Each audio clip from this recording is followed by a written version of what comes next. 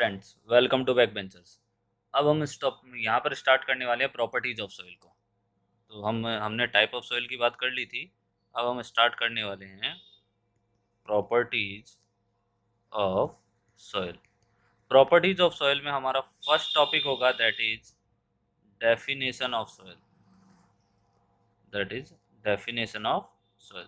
Soil की definition क्या होती है? तो देखो, सॉइल के ओरिजिन के बारे में हमने पढ़ लिया था कि सॉइल बेसिकली बनती कैसे है। उसमें हमने देखा था कि सॉइल में सबसे पहले वेदरिंग एक्शन होता है, फिर ये ट्रांसपोर्ट होती है, फिर ये कहीं पे जाके डिपॉजिट हो जाएगी और फाइनली क्या होती है, अपेबल हो जाती है। मतलब वहाँ पर कुछ एक उठाव बन जाता है। तो इसका मतलब ये एक साइक्लिक प्रोसेस है जो कंटिन्यूसली चलती रहती है। तो यहाँ पर उस पर हमने जो सॉइल थी उसके सॉइल की हमने बात तो कर ली थी, सॉइल का फॉर्मेशन कैसे होता है। यहाँ पर हम बात करेंगे कि सॉइल एक्चुअली हम इंजीनियरिंग पर्पज में उसको कैसे स्टडी करने वाले हैं। तो सॉइल जनरली एक थ्री फेज सिस्टम होता है। सॉइल किस में होती है? एक थ्री फेज सिस्टम में होती है। अब थ्री फेज सिस्टम में हम ये कह सकते हैं जिसमें कंसिस्ट ऑफ, होता क्या क्या है उसमें, consist of solid water. Solid water की जगह भी हम इसको लिख रहे हैं लिक्विड एंड गैसेज। ठीक है। बट ये चीज ध्यान रखना है कि ये चीज तीनों हमें कभी भी अलग अलग नहीं दिखेगी। इसका मतलब क्या हुआ कि ये डिफरेंट जो है सेपरेट, इनका कुछ ऑक्यूपाई, ये सेपरेट पार्ट को ऑक्यूपाई नहीं करती है। इसका मतलब ये हुआ कि आपस में ये ब्लेंडेड फॉर्म में मिलेगी। तो हम ये लिख सकते हैं gases do not occupy separate space, separate spaces, but but are blended with each other। मतलब आपस में ब्लेंडेड फॉर्म में मिलेगी। मतलब तीनों जो स्टेट होगी, सॉलिड लिक्विड एंड गैस, आपस में ब्लेंडेड स्टेट में मिलेगी विद ईच अदर। यहाँ पर लिख दिया कि with each other, with each other in definite proportion, in with definite proportion, अलग अलग प्रोपोर्शन में मिलेगी।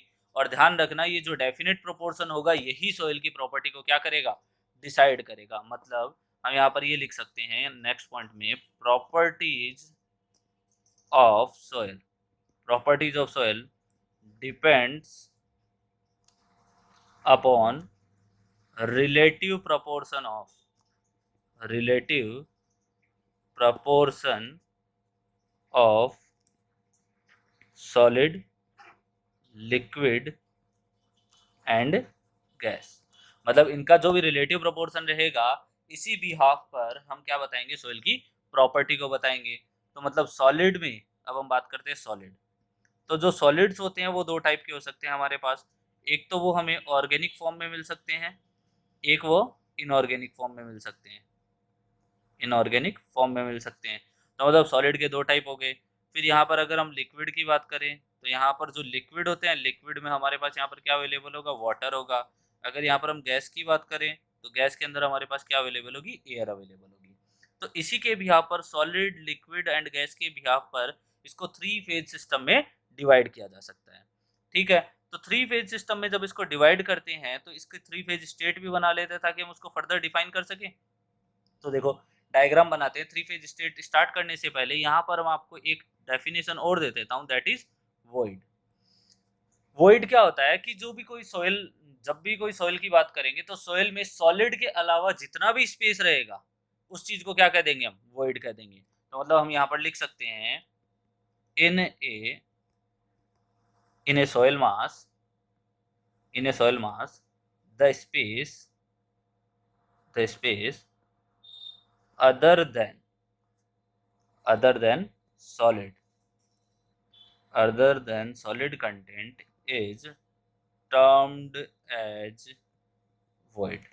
उसको void कह सकते हैं। अब ध्यान रखने वाली चीज है, एक गेट के अंदर ये क्वेश्चन पूछा हुआ है। यहाँ से एक गेट में क्वेश्चन पूछा हुआ है, मैं उसको अलग कलर से लिख देता हूँ। यहाँ पे गेट में क्या पूछा हुआ है, ये एक स्टेटमेंट दिया था, without without void soil, without void soil cannot exist। अब आपको ये पूछा था ये स्टेटमेंट ट्रू है या फॉल्स है, आपको बताना है। तो इसका मतलब क्या हुआ कि आपको ये बताया गया है कि विदाउट वॉइड सॉइल एग्जिस्ट नहीं करती है। स्टेटमेंट ट्रू है या फॉल्स है ये बताना है। ठीक है, तो ध्यान से सुनना कि जब भी सॉइल की बात करेंगे तो हमारे पास कोई भी मतलब यहाँ पर हमारे पास जनरली क्या होनी चाहिए, 3 स्टेट होनी चाहिए, solid, liquid and gas. Solid, liquid and gas होनी चाहिए। तो इस केस में तो हमने क्या बोला कि अदर देन सॉलिड जितना भी पार्ट होगा, लिक्विड और गैस, ये दोनों किस में आ जाएंगे, इसको क्या बोल सकते हैं हम, इसको बोल सकते हैं वॉइड है। तो इसका मतलब ये हुआ कि विदाउट वॉइड मतलब without liquid and gas soil exist कर सकती है क्या, जब वहां पर लिक्विड और गैस नहीं होगा, मतलब वाटर और एयर अवेलेबल नहीं रहेगा, तो ओनली एक वो सॉलिड मास रहेगा, और उस सॉलिड मास को हम क्या कह सकते हैं, रॉक कह सकते हैं। तो इसका मतलब क्या हुआ कि विदाउट वॉइड है जो सॉइल एग्जिस्ट नहीं कर सकती, ये स्टेटमेंट आपको दिया हुआ था, ये ट्रू स्टेटमेंट है। ठीक है, नेक्स्ट आगे बात करते हैं इसके फेज सिस्टम की। फेज सिस्टम में हमारे पास सबसे पहले बात करते हैं 3 फेज सिस्टम की, जो जनरलाइज हमारे पास होता है। ठीक है, और उसी के बिहाफ पर हम इसका एक नोटेशन भी देंगे, नोटेशन भी इसको प्रोवाइड करेंगे।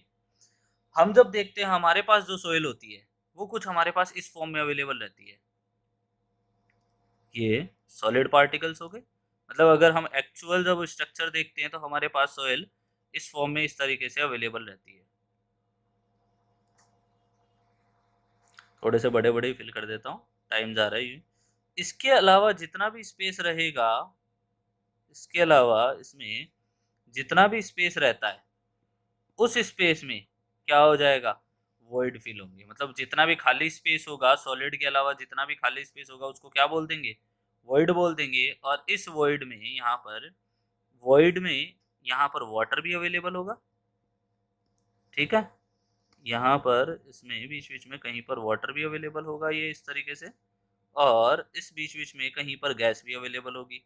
तो हम ये कह सकते हैं इस खाली स्पेस में यहाँ पर वॉइड भी, वॉइड्स के अंदर वाटर अवेलेबल है, साथ साथ एज वेल एज यहाँ पर गैस भी अवेलेबल है। चलो गैस का हम नया कोई कलर ले लें, गैस के लिए हम ये दिखा देते हैं, चलो ये वाला कलर ले लेते हैं, या फिर हाँ ये कलर ले लेते हैं। तो यहाँ पर बीच बीच में गैस भी अवेलेबल है। ठीक है, तो मतलब वाटर के साथ साथ यहाँ पर क्या हो गई, गैस भी अवेलेबल होगी। तो जब 3 चीजें अवेलेबल होती है तो उसको क्या बोल दिया जाता है, 3 फेज सिस्टम बोल दिया जाता है। अब इसी का फर्दर हम जो हम इंजीनियरिंग स्टडीज के अंदर पढ़ते हैं उस डायग्राम की बात करते हैं। इंजीनियरिंग स्टडीज में हम जब इसको डायग्राम को बनाएंगे तो हमारे पास हम इसको पर्टिकुलर एक अरेंज वे में बनाएंगे।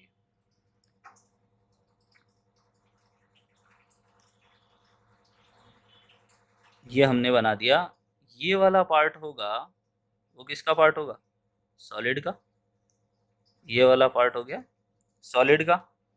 यहाँ पर जो अवेलेबल हो गया हमारे पास, इस वाले पार्ट में जो अवेलेबल होगा वो हमारे पास क्या हो जाएगा, वाटर अवेलेबल हो जाएगा। तो ये इसमें क्या हो गया, water. And third one part जिसके अंदर क्या हो जाएगा हमारे पास, एयर अवेलेबल हो जाएगी। इस वाले पार्ट में क्या हो जाएगी, एयर अवेलेबल हो जाएगी। तो अब हमें इसी के रेस्पेक्ट में यहाँ पर हमें नोटेशन देने हैं कि क्या क्या नोटेशन होते हैं। तो नोटेशन हम दे देते हैं, देखना यहाँ से जो इसका पहले हम वॉल्यूम के नोटेशन दे रहे हैं, फिर हम वेट के नोटेशन देंगे। तो यहाँ से यहाँ तक का जो पार्ट होगा, एक मिनट, हाँ, यहाँ से यहाँ तक का जो पार्ट होगा इसमें हम, ये हो गया आपका टोटल वॉल्यूम, मतलब टोटल कंप्लीट वॉल्यूम को हमने वी से दिखा दिया। ये यहाँ से यहाँ तक के पार्ट को हम दिखा रहे हैं वॉल्यूम ऑफ सॉलिड से। ये हो गया आपके पास वॉल्यूम ऑफ सॉलिड।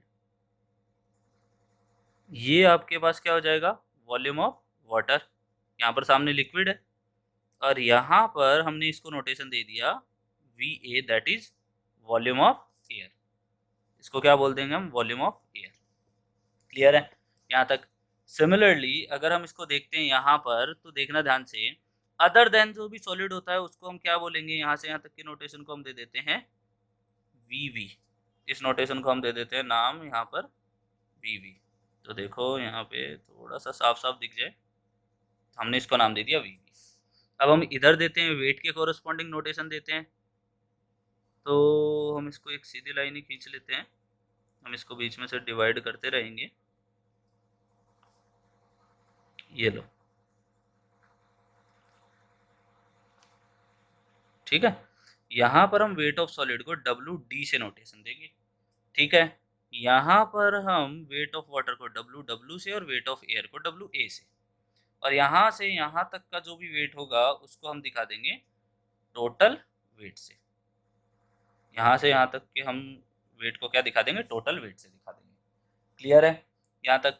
अब देखना ध्यान से, इसमें ये वाला जो पार्ट होगा, यहाँ से लेके यहाँ तक का जो पार्ट होगा, इसको हम दिखा रहे हैं यहाँ पर WV से, मतलब वॉइड्स का वेट हो गया। तो अब इन्हीं इंडिविजुअल नोटेशन को हम यहाँ पर पहले क्या कर देते हैं, लिख देते हैं पूरा का पूरा डिटेल में। तो यहाँ पर हमें ज़्यादा अच्छे से चीज़ें समझ में आ जाएगी। Capital V is equals to volume of soil, complete soil का वॉल्यूम था VV को हम बोल सकते हैं वॉल्यूम ऑफ वॉइड्स, फिर VS को हम बोल सकते हैं volume of solid. Next one हमने लिखा है यहाँ पर VA, that is volume of air. Next one लिखा है VW, that is volume of water. यह हमने वॉल्यूम में नोटेशन दिए थे, जितनी भी चीज़ें दी थी नोटेशन उसके देख लें। यहाँ पर कैपिटल V हमने दिया था टोटल वॉल्यूम को, VV दिया था वॉल्यूम ऑफ फ्लूइड को, VS दिया था वॉल्यूम ऑफ सॉलिड को, VA दिया था वॉल्यूम ऑफ एयर को, एंड VW दिया था वॉल्यूम ऑफ वाटर को। सिमिलरली अब हम वेट की टर्म को और डिफाइन कर देते हैं। यहाँ पर नेक्स्ट वन देखना, यहाँ पर W क्या था, टोटल वेट, तो हम यहाँ पर लिख देते हैं weight of soil, weight of soil WW। तो यहाँ पर क्या हो जाएगा, वेट ऑफ वाटर। WA क्या हो जाएगा यहाँ पर, वेट ऑफ एयर। फिर WD, जिसको आपको काफ़ी सारी बुक में WS भी लिखा हुआ मिलेगा, इसको बोल देंगे वेट ऑफ सॉलिड। WD लिखने का रीज़न ये था क्योंकि आगे जाके जब श्रिंकेज लिमिट पढ़ते हैं तो श्रिंकेज लिमिट में भी आप सेम नोटेशन देखोगे, स्टैंडर्ड नोटेशन होता है weight of shrinkage limit, shrinkage limit का WS मिलेगा आपको। तो इसीलिए हमने यहाँ से डिफरेंशिएट करने के लिए इसको WD लिख दिया। क्लियर है यहाँ तक? और कोई नोटेशन रह गया? हाँ, यहाँ पर रह गया WV, वेट ऑफ वॉइड। तो यहाँ पर अब इनका रिलेशन बनाते हैं। तो देखो, सबसे पहले हम क्या लिख सकते हैं, यहाँ पर हम लिख सकते हैं capital V is equals to, capital V equals to हम ये लिख सकते हैं, यहाँ पर ये देखना ध्यान से, कैपिटल V इक्वल्स टू यहाँ पर वॉल्यूम ऑफ सॉलिड हो जाएगा। तो हम कैपिटल V इक्वल्स टू ऊपर दिख भी रहा है volume of void plus volume of solid, volume of void plus volume of solid लिख सकते हैं। फिर हमें ये पता है कि वॉल्यूम ऑफ वॉइड है अदर देन सॉलिड जो भी वेट होगा, तो मतलब वॉल्यूम ऑफ वॉइड में क्या क्या आएगा, volume of air plus volume of water. तो यहाँ पर हम यहाँ पर लिख सकते हैं volume of air plus volume of water लिख सकते हैं। तो इसका मतलब total volume is equal to क्या हो गया, VA plus VW plus VS, ये आपके पास टोटल वॉल्यूम हो गया। ठीक है, सिमिलरली ये आपके पास क्या हो गया, एक स्टैंडर्ड रिलेशन बन के आ गया। ठीक है, नेक्स्ट वन, अब अगर यहाँ पर हम ये लिख सकते हैं also total weight is equals to weight of void plus weight of solid लिख सकते हैं। देखना ध्यान से, यहाँ पर मैंने वेट ऑफ वॉइड को तो दिखाया है, वेट ऑफ सॉलिड को और दिखा देता हूँ। यहाँ पर इधर देखना ध्यान से, ये थोड़ा सा यहाँ दिख जाए बस आपको, ये वेट ऑफ सॉलिड हो गया। वेट ऑफ सॉलिड को हम WD से ही दिखाते हैं। तो क्या हो गया, wait of void plus weight of solid. ठीक है, तो यहाँ पर हम क्या लिख सकते हैं, इसको यहाँ पर हम लिख सकते हैं नेक्स्ट वन, इसको WD ही लिखें, WD। तो यहाँ पर हम वेट ऑफ वॉइड को हम क्या लिख सकते हैं, weight of void is equals to, similarly volume की तरह हो जाएगा weight of air plus weight of water. तो यहाँ पर हम क्या लिख सकते हैं, वेट ऑफ वॉइड को weight of air plus weight of water.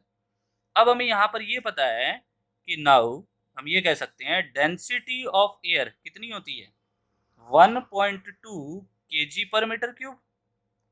Clear है यहाँ पर?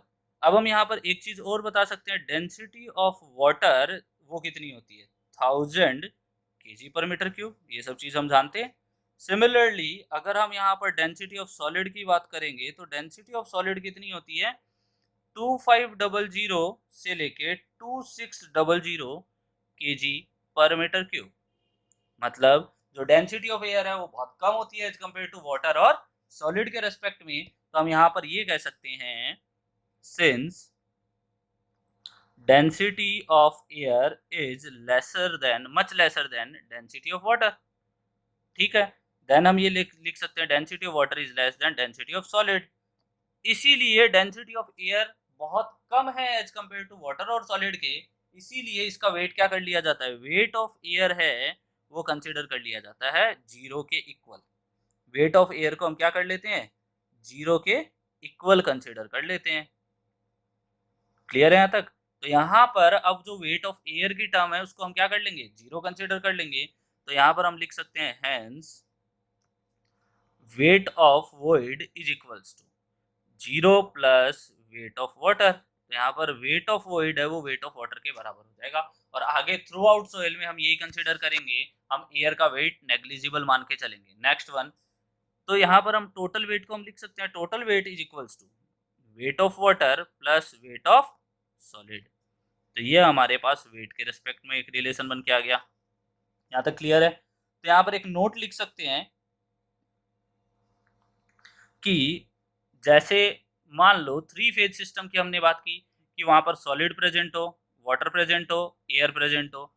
मान लो कोई एक चीज एब्सेंट हो गई, लाइक उसमें से देखो कभी भी कोई सॉइल की बात करोगे तो सॉइल के फॉर्मेशन में ऑलवेज सॉलिड तो रहेगा ही रहेगा। सॉलिड के साथ वाटर हो सकता है, एयर हो सकती है, सॉलिड के साथ ओनली वाटर भी हो सकता है, सॉलिड के साथ ओनली एयर भी हो सकती है। इसका मतलब अगर हम इससे एक नोट के अंदर हम ये लिखना चाहें कि इसको sometimes it can be represented as two phase system, तो ये चीज गलत नहीं होगी। क्यों गलत नहीं होगी, देखना। टू फेज सिस्टम हम इसकी लिखते हैं, चलो टू फेज सिस्टम को अलग से मेंशन कर लेते हैं, to phase system of soil. To phase system में सारा कंप्लीट बताता हूं अलग अलग। देखना, आपको तीन टू फेज सिस्टम बना के दिखा रहा हूं, उसमें से सॉइल कौन कौन सी होती है। ये आपका सॉलिड पार्ट हो गया, ठीक है। इसमें वाटर आ गया यहाँ पे, चलो वाटर को ब्लू से ही करेंगे। इसमें भी ये आपका सॉलिड हो गया, ठीक है। अब देखो ध्यान से, हाँ इसमें हमने फिल कर दिया, इसमें सॉलिड के साथ क्या क्या अवेलेबल है, वाटर अवेलेबल है। इसमें क्या अवेलेबल है, सॉलिड के साथ एयर अवेलेबल है। तो इस पूरे पार्ट में क्या अवेलेबल है, एयर अवेलेबल है। अब इसमें क्या ले लिया, टू फेज सिस्टम में हमने सॉलिड को दो के साथ ले लिया। अब सॉलिड को छोड़ देते हैं तो यहाँ पर क्या बनता है, एयर, और यहाँ पर क्या बन जाएगा आपका, वाटर। तो यहाँ पर क्या बन जाएगा, वाटर। तो ये बताओ वाटर और एयर मिलके कोई सॉइल बनेगी क्या, क्योंकि जब तक किसी सॉइल में सॉलिड अवेलेबल नहीं होंगे तब तक वो सॉइल नहीं होगी। इसका मतलब ये टू फेज सिस्टम है, ये वाला जो टू फेज सिस्टम है ये एग्जिस्ट नहीं करता। तो हम यहाँ पर लिख सकते हैं नॉट एग्जिस्ट। तो अब हम इनकी बात करते हैं। तो यहाँ पर जब इस सिस्टम की बात करते हैं तो इसमें हमें कुछ चीजें देखने को मिलती है। जब सॉलिड प्लस वाटर अवेलेबल हो, जब सॉलिड प्लस वाटर अवेलेबल हो तो इस टाइप की सोइल को बोला जाता है सैचुरेटेड सोइल। इस टाइप की सोइल को क्या बोला जाता है, सैचुरेटेड सोइल। तो सैचुरेटेड सोइल में क्या क्या अवेलेबल होता है, एक तो सॉलिड, और दूसरी चीज क्या अवेलेबल होती है, वाटर अवेलेबल होता है, सॉलिड प्लस वाटर। ये क्या हो जाएगी, जब जिसमें पानी अब्सेंट हो, मतलब सारे के सारे वॉइड्स हैं वो किससे फिल हो, एयर से फिल हो, तो इस टाइप की सोइल को बोल दिया जाता है ड्राई सोइल। और dry soil is the combination of solid plus air, मतलब उसमें पानी नहीं है। ये चीज याद रखनी है आपको। ये आगे हम पढ़ेंगे, सैचुरेटेड स्टेट क्या होती है, ड्राई स्टेट क्या होती है, ड्राई सोइल क्या होती है, इनके बारे में हम कंप्लीटली स्टडी करेंगे।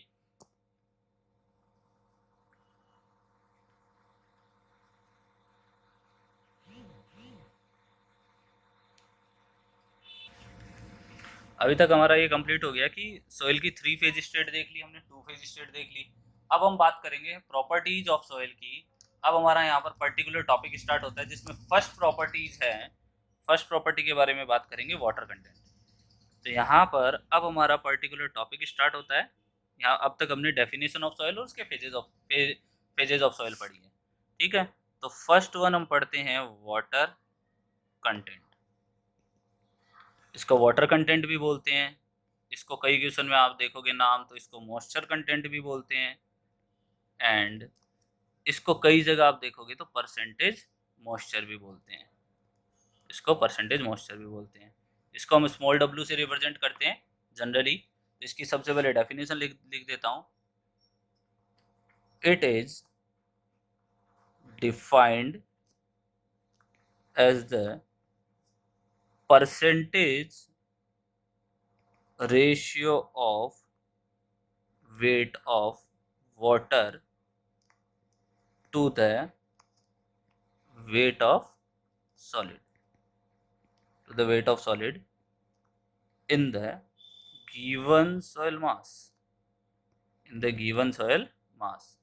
गिवन सॉइल मास में जो आपको वेट ऑफ वाटर गिवन है और वेट ऑफ सॉलिड जो गिवन है, इन दोनों के रेशियो को क्या बोल देंगे? वाटर कंटेंट बोल देंगे। तो इसको मैथमेटिकली हम डिफाइन कर देते हैं। Water content is equals to weight of water divide by, यहाँ पर क्या लिख देंगे? Weight of solid. और अगर इसको परसेंटेज में दिखाना है तो इसको हम किससे मल्टीप्लाई कर देंगे? 100 से मल्टीप्लाई कर देंगे। तो यहाँ पर हम दिखाते हैं वेट ऑफ वाटर को भी हम बात करके गए डब्ल्यू से दिखाते हैं, वेट ऑफ सॉलिड को हमने बात की WD से दिखाएंगे इनटू 100। तो यहाँ पर आपके पास वाटर कंटेंट का फॉर्मूला बन जाता है। क्लियर है यहाँ तक? अब वाटर कंटेंट की सबसे पहले हम लिमिट निकालना सीखते हैं कि वाटर कंटेंट की लिमिट क्या होगी। जनरली ये किसी भी एग्जाम में आप ये क्वेश्चन देखने को मिल जाएगा आपको। वाटर कंटेंट हो गए, वॉइड रेशियो हो गए, इनकी लिमिट्स पूछी जाती है, तो उनको हम प्रैक्टिकली थोड़ा सा समझने की कोशिश करेंगे कि कैसे निकाली जाती है। सबसे पहले हम इसके कुछ केस अज्यूम करेंगे। केस 1 हम मान लेते हैं वाटर कंटेंट इक्वल्स टू 0। मान लिया कि वाटर कंटेंट उसमें 0 है। वाटर कंटेंट 0 होने का मतलब क्या हुआ कि weight of water to the weight of solid की वैल्यू, वेट ऑफ सॉलिड की वैल्यू कितनी हो गई यहाँ पर? 0। That means weight of water की वैल्यू क्या हो गई? 0। अब देखो, हमने जब 3 फेज सिस्टम पढ़ा था, तो 3 फेज सिस्टम में देखना, ऊपर मैं आपको डायग्राम दिखा देता हूँ। 3 फेज सिस्टम में ये कह रहा है कि वेट ऑफ वाटर की वैल्यू 0 हो गई। इसका मतलब क्या हो गया? यहाँ पर सॉलिड प्रेजेंट है, सॉलिड वाला पार्ट प्रेजेंट है, एयर प्रेजेंट है, वाटर अब्सेंट है। मतलब wait of water absent, wait of water 0 होने का मतलब क्या हो गया? वाटर अब्सेंट है। दैट मीन्स यहाँ पर हम ये लिख सकते हैं कि इस केस में जो फेज सिस्टम बन के आएगा आपका, फेज सिस्टम जो बन के आएगा वो कुछ ऐसा फेज सिस्टम बन के आएगा। यहाँ पर तो आपके पास क्या हो जाएगा? सॉलिड। और दूसरी चीज यहाँ पर आपके पास क्या हो जाएगी? एयर। इस जगह आपके पास क्या हो जाएगी? एयर एग्जिस्ट करेगी। क्या ऐसा सिस्टम होता है? हाँ होता है, एग्जिस्ट करता है। हमने बात की थी 2 फेज सिस्टम में। और इस टाइप की सोइल को क्या बोला जाता है? ड्राई सोइल बोला जाता है, जिसके अंदर क्या होते हैं? सॉलिड, और दूसरी चीज क्या हो जाती है? एयर अवेलेबल रहती है। केस 1 समझ में आया कि केस 1 में सोइल कैसे एग्जिस्ट करेगी? कि जब वाटर कंटेंट को हम सबसे पहले 0 रखेंगे। हम इसको रटना नहीं होता है कभी भी। आपने आज तक रटा होगा, आप कई जगह से पढ़ते हो सकता है आपने रटा हो। तो इसको रटना नहीं है, इसको प्रैक्टिकली समझना है इस चीज को कि वाटर कंटेंट इक्वल्स टू 0 रखो। किसी की भी लिमिट चेक करनी है आपको, ये प्रोसीजर करना है। पहले उसको 0 रखना है, फिर 1 रखना है, फिर ग्रेटर देन 1 रखना है। आपको एग्जिस्टेंस पता लग जाएगा उसका। फिर वेट ऑफ, इसका फॉर्मूला रखा तो हमने क्रॉस मल्टीप्लिकेशन किया तो यहाँ पर वेट ऑफ वाटर की वैल्यू क्या आ गई? 0। तो हमने इसके अंदर अप्लाई करके देखा वेट ऑफ वाटर 0 हो सकता है क्या? हाँ हो सकता है। सेकंड वन, केस सेकंड लिखते हैं। केस सेकंड में देखना, केस सेकंड। अब हम वाटर कंटेंट की वैल्यू 1 लेते हैं, मतलब 100% के बराबर ले रहे हैं। दैट मीन्स हम क्या कर रहे हैं यहाँ पर? Weight of water to the weight of solid की वैल्यू कितनी ले रहे हैं? 1। दैट मीन्स हम यहाँ पर क्या लिख सकते हैं? Weight of water is equals to weight of solid. हो सकता है क्या? हाँ हो सकता है। हमने तो ये कहा है, सॉइल की डेफिनेशन ये दी है कि उसके अंदर 3 फिजिकल स्टेजेज होती है, जिसमें सॉलिड, लिक्विड एंड गैस होते हैं। उनमें से 2 स्टेजेज भी होगी तो भी सॉइल एग्जिस्ट करेगी, जिसमें सॉलिड होना जरूरी है। उसके साथ वाटर कितना है, उसका वाटर का प्रोपोर्शन कितना है या एयर का प्रोपोर्शन कितना, उस पर डिपेंड नहीं करती है। वो जो उसकी रेशियो होगा या प्रोपोर्शन होगा कि डिफरेंट डिफरेंट जो भी है सॉलिड, लिक्विड एंड गैसेज का, वो सॉइल की प्रॉपर्टी को डिफाइन करेगा। अलग अलग टाइप की सॉइल बनेगी, बट ऐसा नहीं है कि उस टाइम सॉइल एग्जिस्ट नहीं करेगी, सॉइल एग्जिस्ट करेगी। दैट मीन्स हम यहाँ पर ये बोल सकते हैं कि जब ऐसा सिस्टम की बात करेंगे तो यहाँ पर कुछ ऐसा हो गया, मान लो कुछ कंटेंट एयर का, कुछ कंटेंट सॉलिड का, कुछ कंटेंट ये आपके पास क्या हो गया यहाँ पर सॉलिड। जितना सॉलिड था उतना ही हमने क्या ले लिया, वाटर ले लिया। तो यहाँ पर ये चीज़ किससे हो गई, वाटर से। तो ये क्या हो गया, वाटर। और यहाँ पर हमने स्मॉल अमाउंट इसमें गैस भी दिखा दिया, ये अमाउंट इसमें क्या हो गया, गैस भी हो गया। तो अभी भी ये सॉइल क्या करेगी, एग्जिस्ट कर सकती है। तो इसका मतलब क्या हुआ कि वेट ऑफ वाटर है वो वेट ऑफ सॉलिड के इक्वल हो सकता है, और इस केस में सॉइल एग्जिस्ट कर जाएगी। यहाँ तक कोई दिक्कत, कोई दिक्कत नहीं। चलते हैं आगे। अब थर्ड केस लेते हैं। थर्ड केस क्या लेते हैं, थर्ड केस में हम डिफाइन करते हैं केस थर्ड, जिसमें हम वाटर कंटेंट को ग्रेटर देन 1 मान लेते हैं। दैट मीन्स हम क्या बोलेंगे, weight of water to the weight of solid should be greater than 1। हाँ, हम यहाँ पर इसको डिफाइन कर सकते हैं क्या, तो देखना wait of water greater than wait of solid. अगर क्रॉस मल्टीप्लिकेशन इसको यहाँ से मल्टीप्लाई करेंगे तो यहाँ पर क्रॉस मल्टीप्लिकेशन में हमारे पास क्या आ रहा है, वेट ऑफ वाटर है वो ग्रेटर देन है वेट ऑफ सॉलिड से। तो क्या ऐसा हो सकता है, हाँ हो सकता है, क्यों नहीं हो सकता। देखो हमारे पास तो मिनिमम मिनिमम किस में कंसिडर कर सकते हैं, 2 स्टेजेज में, मतलब 2 फेज सिस्टम को भी एक्सेप्ट कर सकते हैं। उसमें हमें उसकी रेशियो से कोई मतलब नहीं है। हमें ये चीज का ध्यान रखना है कि वहां पर सॉलिड प्रेजेंट हो, सॉलिड के साथ चाहे वो वाटर हो चाहे एयर हो, उसका प्रोपोर्शन कितना भी हो वो मैटर नहीं करता है, वो सॉइल एग्जिस्ट करेगी। तो हम यहाँ पर इस डायग्राम को बनाते हैं। तो देखना यहाँ पर ये कहने का मतलब है कि यहाँ पर ये सॉलिड है, और यहाँ पर बाकी रेस्ट अमाउंट में हम ओनली वाटर के साथ ही बात करें तो इसको वाटर के साथ ही समझ लेना। ये इतने अमाउंट में वहाँ पर क्या है, वाटर अवेलेबल है। तो इसका मतलब अगर आप जनरलाइज मेजरमेंट देखते हो, इस टू द स्केल देखते हो, तो ये वेट ऑफ वाटर हो गया, और ये क्या हो गया, वेट ऑफ सॉलिड हो गया। तो यहाँ पर weight of water greater than wait of solid दिख रहा है डायग्राम में। अगर इसको थोड़ा सा प्रैक्टिकली समझोगे तो wait of water greater than wait of solid दिख रहा है। कई जगह देखा होगा जहाँ पर सॉइल सबमर्ज कंडीशन में होती है, उस कंडीशन में क्या होता है, वेट वेट ऑफ वाटर है वो ग्रेटर देन होता है वेट ऑफ सॉलिड के। ठीक है, यहाँ तक। अब इस केस में ये तीनों ही केस एग्जिस्ट कर रहे हैं, इसका मतलब वाटर कंटेंट क्या है, देखना ध्यान से, वाटर कंटेंट ग्रेटर देन 0 भी एग्जिस्ट कर रहा था, वाटर कंटेंट इक्वल्स टू 1 पे भी एग्जिस्ट कर रहा था, और वाटर कंटेंट ग्रेटर देन 1 पर भी एग्जिस्ट कर रहा था। तो इसका मतलब हम ये कह सकते हैं कि जो लिमिट होगी इसकी उसको हम लिख सकते हैं water content should be greater than equals to 0। Water content should be greater than equals to 0, ये चीज हमें याद रखनी है। अब इस चीज को अगर आप निकाल सकते हो तो निकाल लो, और याद रखनी है तो रटना है तो रट लो, कोई इशू नहीं है इसमें। ठीक है, ये तो था फर्स्ट थिंग, क्लियर है। अब इस चीज में मैं कुछ एक नोट पॉइंट और करवा देता हूँ, जैसे इंपॉर्टेंट चीजें हैं जो करवा देता हूँ साथ में।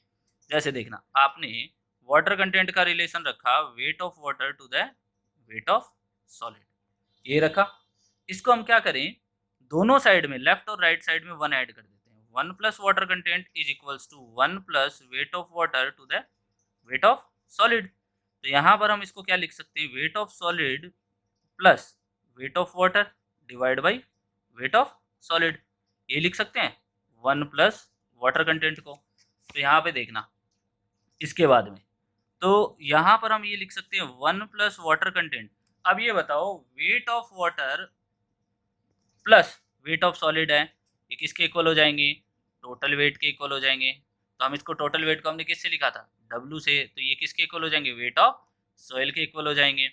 तो यहाँ पर हम क्या लिख सकते हैं, इसको हम ऐसा लिख सकते हैं क्या, यहाँ पर capital W divide by weight of solid लिख सकते हैं। तो यहाँ पर हम ऐसा इस चीज को ऐसा भी लिख सकते हैं कि weight of solid equals to total weight upon 1 plus water content, ये डेफिनेशन भी हो सकती है। मतलब अगर कभी आपसे इस जगह से कोई न्यूमेरिकल बन जाए तो आप आराम से इसको लगा सकते हो।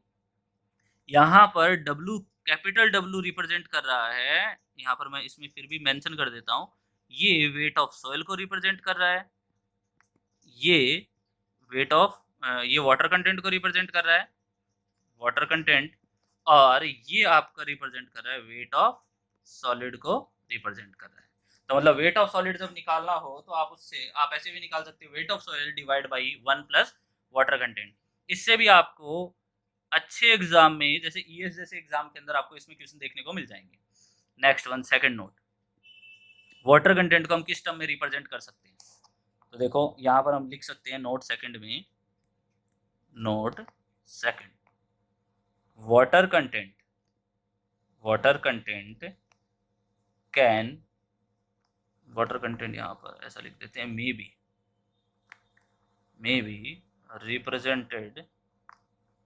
represented in a different parameter, in a different parameter.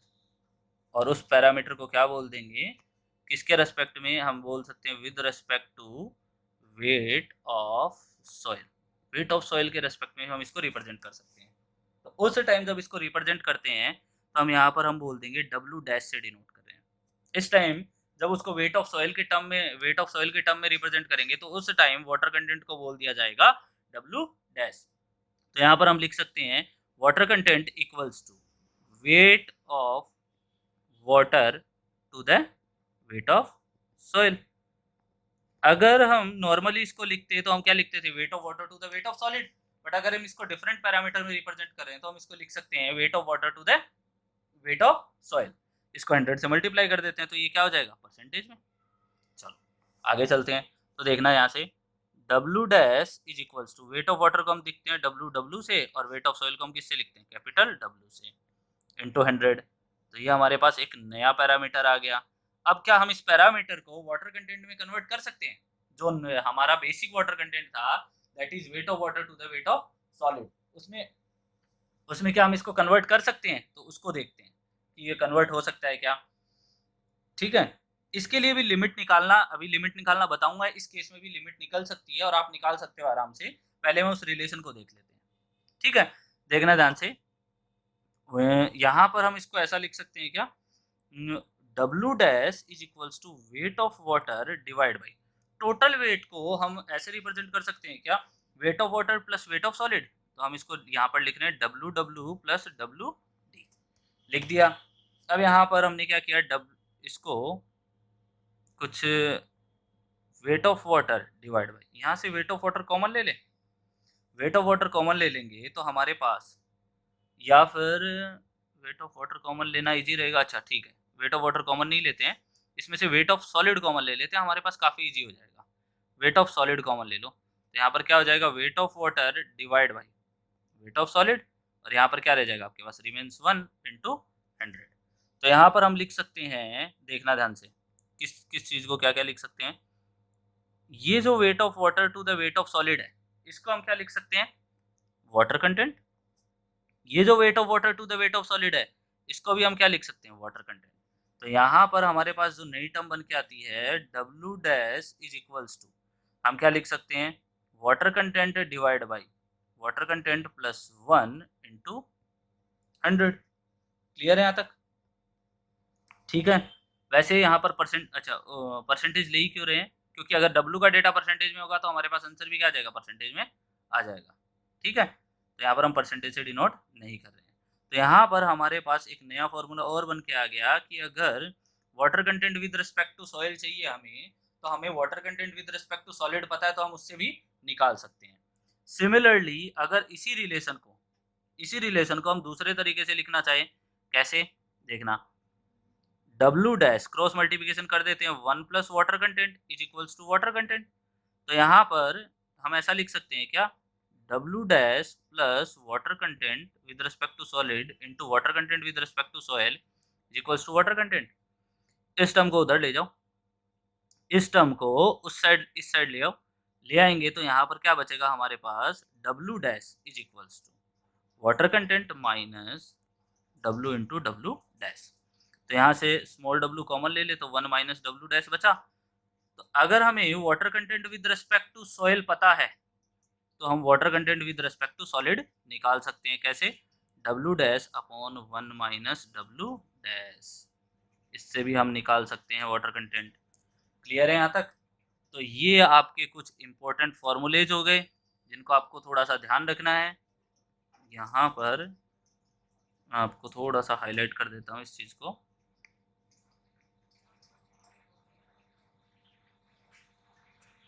ठीक है, ये फॉर्मूला आपको याद रखना है।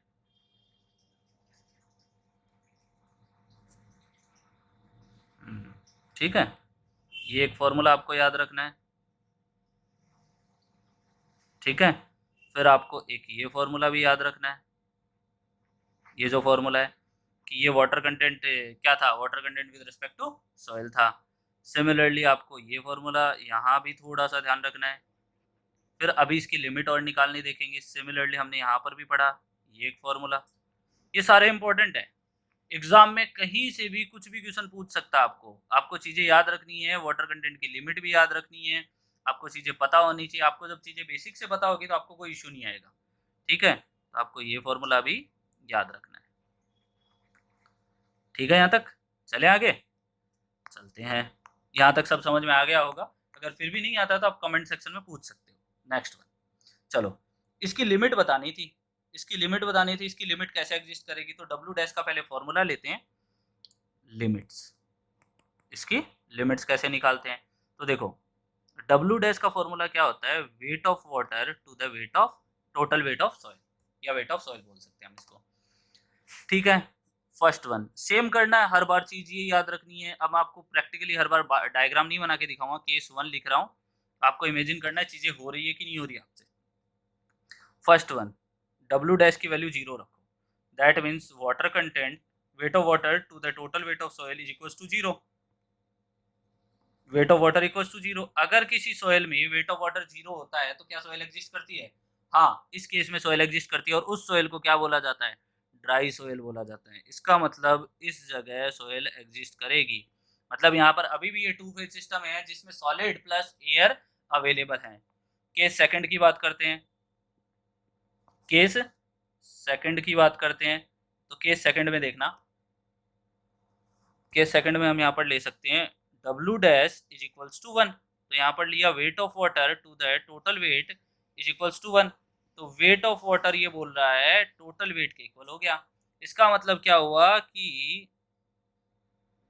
सॉरी डायग्राम तो सही बन गया, हाँ सही बन गया।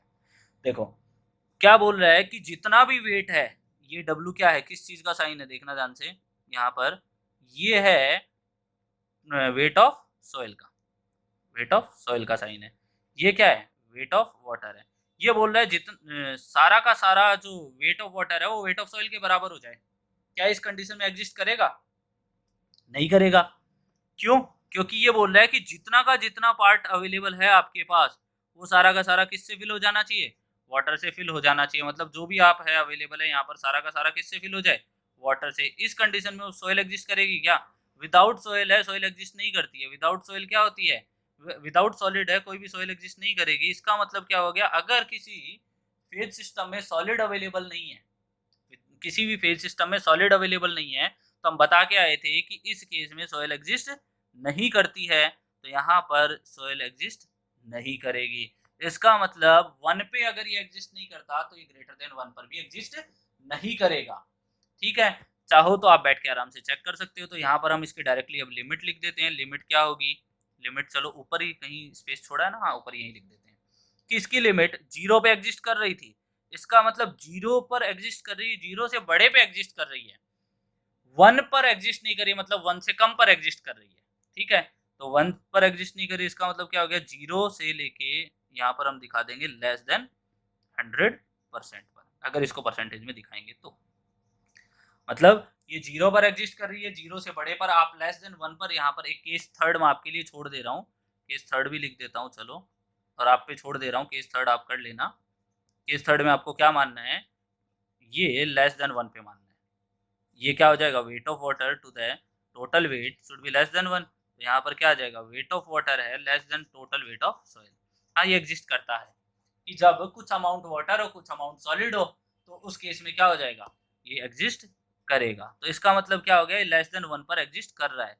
लेस देन 1 का मतलब क्या हो गया, अगर इसी को परसेंटेज में लिखेंगे तो 100। तो ये 0 पे एग्जिस्ट कर रहा है, 0 से बड़े पे एग्जिस्ट कर रहा है, और 1 पर एग्जिस्ट नहीं कर रहा, मतलब 100% पर एग्जिस्ट नहीं कर रहा है। तो इस केस में आपको लिमिट को ध्यान रखना है कि लिमिट किस तरीके से, किसकी कौन सी लिमिट होती है। यहाँ पर आपका वाटर कंटेंट का टॉपिक खत्म होता है। अब इसके बाद में नेक्स्ट प्रॉपर्टी, नेक्स्ट प्रॉपर्टी पर बात करते हैं। अच्छा चलो नेक्स्ट प्रॉपर्टी स्टार्ट करते हैं, वॉइड रेशियो। उससे पहले यहाँ कुछ रह गया क्या? हाँ, यहाँ पर एक नोट और रह गया है, एक नोट और याद रखेंगे, नोट थर्ड नाम से मेंशन कर रहा हूँ, उसको याद रखना है और समझा भी देता हूँ कैसे। फर्स्ट में उसको लिख देता हूँ, wait of solid is comparatively stable, comparatively stable than weight of soil, as it does not depends on weight of water, weight of water. Hence, engineering significance, engineering significance of water content, ये कौन सा है? Small w लिखा है, अभी तक w dash नहीं लिखा। Water content with respect to solid है, is more then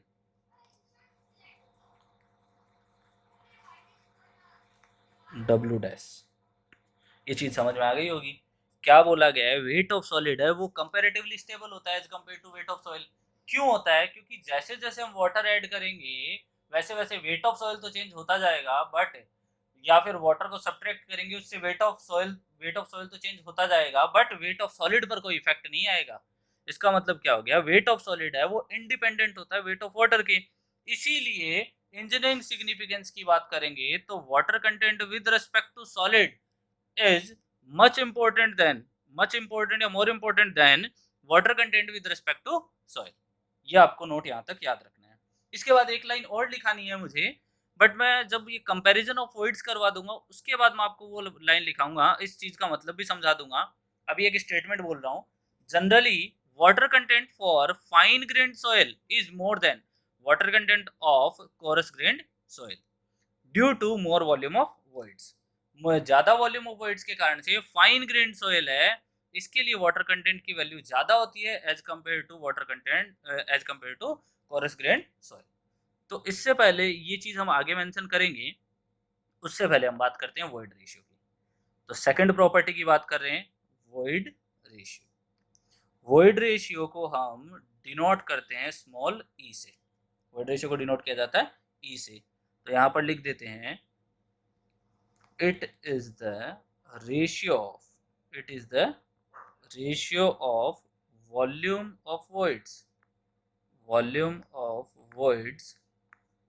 to the volume of solid in the given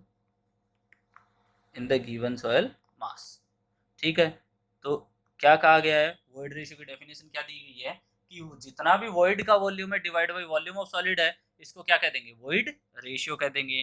तो यहाँ पर इसको डिफाइन किया जाता है, यहाँ पर हम लिख देंगे volume of void to the volume of solid. Volume of void को हमने किससे दिखाया था? अगर इसको 100 से मल्टीप्लाई करोगे तो 100 में नहीं, डेसिमल में रिप्रेजेंट कर दो। तो हमने इसको किससे दिखाया था? वी से वॉल्यूम ऑफ वॉइड को, और वॉल्यूम ऑफ सॉलिड को दिखाया था वी एस से। ई का हमारे पास फॉर्मूला बन के आ गया volume of void to the volume of solid. ठीक है यहाँ तक। अब इसके बाद में इसकी लिमिट की बात करते हैं। सबसे पहले इसकी लिमिट समझ लेते हैं। तो लिमिट में क्या आ जाएगा देखना, केस वन हमने क्या माना? वॉइड रेशियो की वैल्यू 0 मान ली। वॉइड रेशियो जैसे ही 0 मानोगे तो volume of void to the volume of solid equals to 0। ये क्या कह रहा है? Volume of void equals to 0। Cross multiplication करते हैं आपके पास क्या रिजल्ट आ जाएगा? वॉल्यूम ऑफ वॉइड की वैल्यू 0 के इक्वल हो गई। इसका मतलब ये कहना चाह रहा है कि एक सॉइल मास है जिसके अंदर आपके पास वॉल्यूम ऑफ वॉइड की वैल्यू 0 है। वॉल्यूम ऑफ वॉइड का मतलब एयर और वाटर है ही नहीं उसमें, एयर और वाटर है ही नहीं। तो इसका मतलब उसमें क्या हो गया? उसमें जो भी प्रेजेंट है वो क्या है? सॉलिड प्रेजेंट है। तो इसका मतलब जब ओनली सॉलिड प्रेजेंट होता है तो उसको सोयल नहीं बोला जाता है, उसको क्या बोल देंगे इस केस में? इसको बोल देंगे रॉक बोल देंगे। तो इसको क्या बोला जाता है, रॉक, और रॉक एक टाइप की सॉइल नहीं होती, इसीलिए ये लिमिट एग्जिस्ट नहीं करती है। तो इसका मतलब ई 0 पर एग्जिस्ट नहीं करता है। नेक्स्ट वन, सेकंड लिमिट की तरफ चलते हैं, सेकंड लिमिट देखते हैं। चलो केस सेकंड, केस सेकंड में देखते हैं, ई को इक्वल्स टू 1 लेते हैं, ई को इक्वल्स टू 1 लेते हैं। तो ई को 1 लेंगे तो यहाँ पर volume of void to the volume of solid equals to 1, और ये कह रहा है वॉल्यूम ऑफ वॉइड है इक्वल्स टू क्या हो गया, वॉल्यूम ऑफ सॉलिड के, क्रॉस मल्टीप्लिकेशन किया। तो इसका मतलब क्या हो गया, यहाँ पर जो सॉइल फॉर्म होगी वो कुछ ऐसी फॉर्म होगी, ये आपके पास सिस्टम हो गया, ये आपके पास इसमें क्या हो गया, सॉलिड हो गया, और इस वाले पार्ट में यहाँ पर कुछ अमाउंट ऑफ वाटर हो गया, और यहाँ पर कुछ अमाउंट ऑफ एयर हो गई। तो हम ये बोल सकते हैं इसके अंदर एयर प्लस वाटर दोनों अवेलेबल है। तो ये कहना चाह रहा है कि ये जो वॉल्यूम ऑफ वॉइड है, अब वॉल्यूम की बात कर रहे हैं, तो वॉल्यूम ऑफ वॉइड है वो किसके इक्वल हो गया, यहाँ पर वॉल्यूम ऑफ सॉलिड के इक्वल हो गया। तो यहाँ पर हम ये कह सकते हैं क्या कि ये अभी भी ये सॉइल तो एग्जिस्ट कर रही है, क्योंकि एक 3 फेज सिस्टम हो गया, अभी वॉइड उसने स्पेसिफाई नहीं किया है, ठीक है। वो डिपेंड करेगा, अगर ओनली वाटर अवेलेबल होगा तो वो सैचुरेटेड हो जाएगी, ओनली एयर अवेलेबल होगी तो वो ड्राई सॉइल हो जाएगी, बट उसने स्पेसिफाई नहीं किया, उसने ओनली वॉल्यूम ऑफ वॉइड की बात की है। Volume of void volume of solid के बराबर हो सकता है, और ये कंडीशन एग्जिस्ट करेगी। इसका मतलब जो वॉइड रेशियो है, जो वॉइड रेशियो है वो यहाँ पर अभी तक हमने ये डिसाइड किया कि E इक्वल्स टू 1 पर एग्जिस्टेंस है उसका। केस थर्ड की बात करते हैं, केस थर्ड में देखना, E इज ग्रेटर देन 1 लगाया, तो volume of void divide by volume of solid is greater than 1, that means volume of void is greater than volume of solid, volume of void volume of solid से greater than है। तो देखते हैं अभी, volume of void volume of solid से greater than है, ये मान लो आपका वॉल्यूम ऑफ सॉलिड हो गया, ठीक है। टू द स्केल, थोड़ा सा डायग्राम को समझने की कोशिश करना, हम जो स्केल बना रहे हैं वो है उसकी वॉइड्स और उनके रेशियो को रिप्रेजेंट कर रहे हैं, ठीक है। इसमें वाटर भी अवेलेबल हो गया, इसमें एयर भी अवेलेबल हो गई, इसमें कुछ अमाउंट में एयर भी अवेलेबल हो गई। तो इसका मतलब हम यहाँ पर लिख सकते हैं ये कॉम्बिनेशन है एयर प्लस वाटर का कॉम्बिनेशन है, एयर प्लस वाटर का कॉम्बिनेशन हो गया। तो इसका मतलब हम यहाँ पर ये बोल सकते हैं, ये अब अगर हम टू द स्केल इस डायग्राम को थोड़ा सा नोटिस करें तो हमें एक चीज़ समझ में आएगी कि यहाँ पर ये वॉल्यूम ऑफ वॉइड को रिप्रेजेंट कर रहा है, और ये वाला पार्ट आपके वॉल्यूम ऑफ सॉलिड को रिप्रेजेंट कर रहा है। तो यहाँ पर वॉल्यूम ऑफ वॉइड है वो greater than volume of solid है, स्टिल सॉइल एग्जिस्ट कर रही है, क्यों, वहाँ पर सॉलिड भी अवेलेबल है और वॉइड भी अवेलेबल है, तो सॉइल एग्जिस्ट कर रही है, दैट मीन्स ये कंडीशन भी एग्जिस्ट करेगी। इसका मतलब इसकी जो लिमिट होगी वो हम क्या लिख सकते हैं, इसकी वॉइड रेशियो की जो लिमिट होगी वो क्या होगी, ई इज इक्वल्स टू 0 पर एग्जिस्ट नहीं कर रहा था, बट 0 से सारी बड़ी वैल्यू पर एग्जिस्ट कर रहा था, दैट मीन्स ई है वो यहाँ पर आपका क्या हो गया, ई ग्रेटर देन 0 पर एग्जिस्ट कर रहा है। यहाँ तक बात समझ में आ गई। तो मतलब ई की अगर आपसे लिमिट पूछ ले तो void ratio always greater than 0 होता है, ठीक है। चलो फर्स्ट वन हम बात करते हैं, आगे जाके अब आप बहुत सारी चीज़ें एग्जाम में आपको काफ़ी सारी चीज़ें बार बार नहीं बतानी पड़े, इसीलिए मैं कुछ नोट पॉइंट में और चीज़ें करवा देता हूँ, तो ध्यान से समझना। नोट फर्स्ट, नोट फर्स्ट है वॉइड रे ई वी वी अपॉन क्या लिखते हैं, वी एस लिखते हैं। तो यहाँ पर अब अगर मैं दोनों साइड 1 ऐड कर दूँ तो क्या हो जाएगा, 1 plus E is equals to 1 plus V V upon V S लिख सकते हैं। तो यहाँ पर हम ये ऐसा लिख सकते हैं कि 1 plus E is equals to LCM लेंगे तो V S plus V V divide by V S. अब कोई ये बता सकता है क्या कि volume of solid plus volume of void है, इसको क्या बोलते हैं, volume of solid plus volume of void को बोलते हैं टोटल वॉल्यूम, तो इसको क्या बोल देंगे, वॉल्यूम ऑफ सॉइल, या टोटल वॉल्यूम ऑफ सॉइल भी बोल सकते हैं, या टोटल वॉल्यूम भी बोल सकते हैं। तो यहाँ पर सॉरी कलर चेंज हो गया क्या, हाँ देखना ध्यान से, तो हम इसको क्या लिख सकते हैं, 1 plus E is equals to volume of solid plus volume of void को हमने वी लिख दिया डिवाइड बाई वी एस लिख दिया। तो यहाँ पर ऐसा लिख सकते हैं क्या, ये रिलेशन भी आपने काफ़ी बार देखा होगा, v is equals to V S bracket 1 plus E, और आपने ये रिलेशन भी देखा होगा Vs is equals to V upon 1 plus E। दोनों ही रिलेशन इंपॉर्टेंट अपनी अपनी जगह, एग्जाम में इनसे क्वेश्चन बनता है, तो आपको ये चीज याद रखनी है। क्लियर है यहाँ तक? चले आगे, चलते हैं आगे। तो ये नोट फर्स्ट था। नोट सेकंड की बात करते हैं। नोट सेकंड लिखते हैं। नोट सेकंड, फर्स्ट नोट समझ में आ गया होगा। क्या किया, इसी के फॉर्मूले से बनाया, एलसीएम लेके इस डेरिवेशन को डिराइव किया है, तो इसको याद रखना है। नोट सेकंड की बात करते हैं। नोट सेकंड में क्या आ जाएगा, void ratio can be used to represent degree of denseness of soil। void ratio को डिग्री ऑफ डेंसनेस को भी प्रेजेंट करने के लिए यूज में लिया जा सकता है। तो उसको समझाते हैं, नोट का पूरा मतलब भी पहले ये समझ लेते हैं। void ratio, वो लिख लेते हैं इसको, void ratio can also be used to represent degree of denseness of soil. Degree of denseness का मतलब भी समझेंगे, डेंसनेस ऑफ सॉइल, सॉइल की डिग्री ऑफ डेंसनेस रिप्रेजेंट करने के लिए भी हम इसको काम में ले सकते हैं। अब डिग्री ऑफ डेंसनेस का मतलब क्या हुआ? डिग्री ऑफ डेंसनेस का मतलब ये हुआ कि सॉइल के अंदर अवेलेबल सॉइल में सॉलिड की क्वांटिटी कितनी है।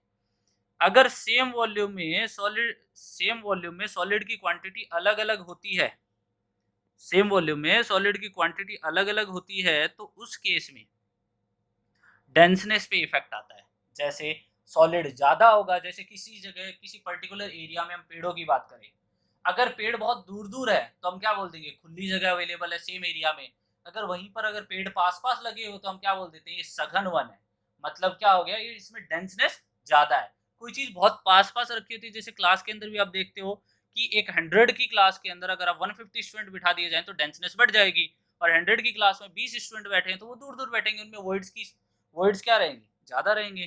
तो इसका मतलब मैं यहाँ पर एक में सॉलिड की क्वांटिटी को यहाँ इतना दिखा देते हैं, एक में ये लो सॉलिड और एक में ये लो सॉलिड, तो दोनों में डिग्री ऑफ डेंसनेस को कंपेयर कर लेंगे। ये फर्स्ट डायग्राम हो गया और ये सेकंड डायग्राम हो गया। ये आपका सॉलिड को रिप्रेजेंट कर रहा है, ये भी सॉलिड को रिप्रेजेंट कर रहा है। इसमें यहाँ पर वाटर है, इसमें भी वाटर है, साथ में इसके साथ क्या क्या अवेलेबल है, एयर भी अवेलेबल है। वाटर प्लस एयर का इतना इतना पार्ट है, इसमें भी वाटर प्लस एयर का ये पार्ट है जो, ठीक है। अब देखना ध्यान से, दोनों का वॉल्यूम कंडीशन देखना, याद रखना, दोनों का वॉल्यूम सेम है, सेम वॉल्यूम को ही कंपेयर किया जाता है, अलग अलग चीजों को कभी कंपेयर नहीं किया जाएगा। तो दोनों का वॉल्यूम क्या माना हमने, सेम माना है। तो कैपिटल वी वॉल्यूम पर बात करें, सबसे पहले ये इसका क्या है, यहाँ से अब आपको इतनी चीजें याद हो गई है, ये वॉल्यूम ऑफ सॉलिड है, ये वॉल्यूम ऑफ सॉलिड है, ठीक है। तो इसको कंपेयर करते हैं, ऐसा लिख सकते हैं क्या, volume of solid for 1 is greater than volume of solid of 2। इसका मतलब हम ऐसा लिख सकते हैं क्या कि जो ये वॉल्यूम ऑफ सॉलिड है, ये वाला पार्ट है, ये फर्स्ट वॉल्यूम में ज्यादा है, फर्स्ट पार्ट में ज्यादा है, ए टाइप की सॉइल में ज्यादा और बी टाइप की सॉइल में क्या है, कम है। मतलब फर्स्ट टाइप की सॉइल में वॉल्यूम ऑफ सॉलिड की वैल्यू ज्यादा है, वॉल्यूम ऑफ सॉलिड की क्वांटिटी ज्यादा, और सेकंड टाइप में कम है। सिमिलरली दूसरे में वॉल्यूम ऑफ वॉइड को कंपेयर करते हैं।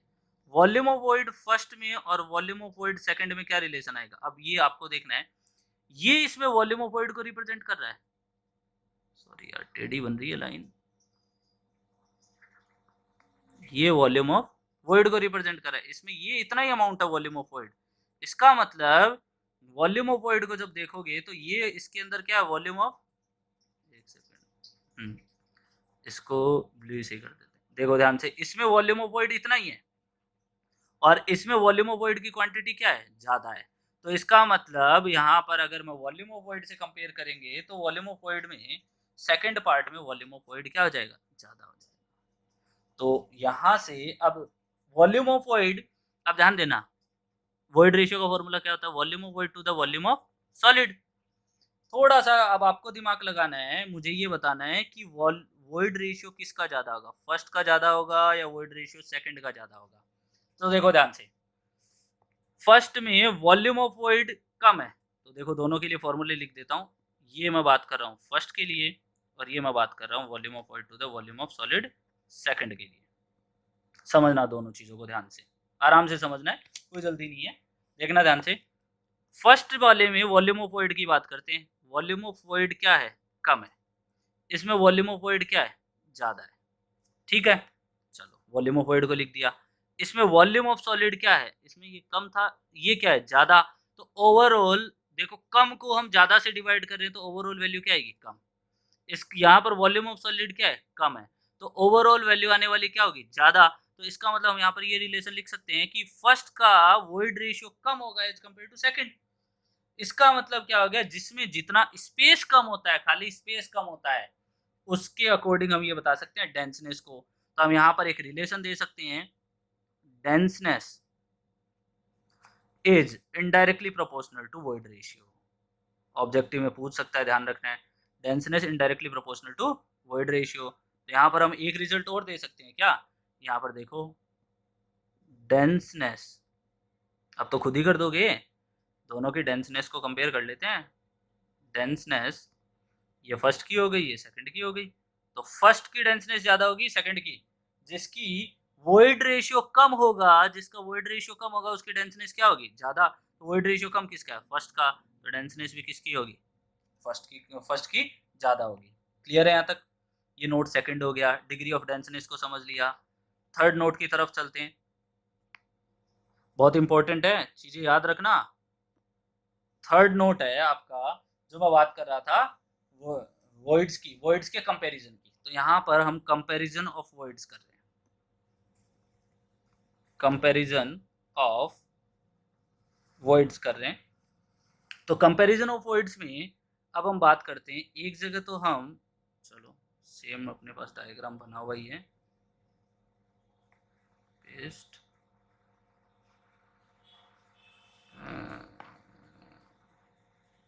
चलो इधर रख देते हैं इसको, इसको इधर रख देते हैं। अब समझना दोनों चीज़ों में, ठीक है? अब दोनों के अंदर मैं फिल कर देता हूँ, रुको 1 मिनट देना मेरे को।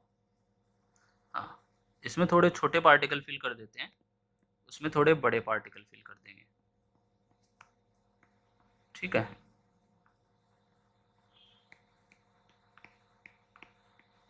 हम्म,